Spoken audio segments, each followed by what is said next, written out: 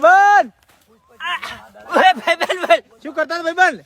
વાંચું લ્યા ગોડા. આ હું શું કહેતો હતો? હા ભાઈબંધ. તમે કાલ શામુ લગન માં ગયા હતા, કેવું રહ્યું? હે ભાઈબંધ, એટલે અમે સમૂહ લગન માં જા કેટલી વસ્તી આવી ગાં છો 511 છોડીને લગન હતા.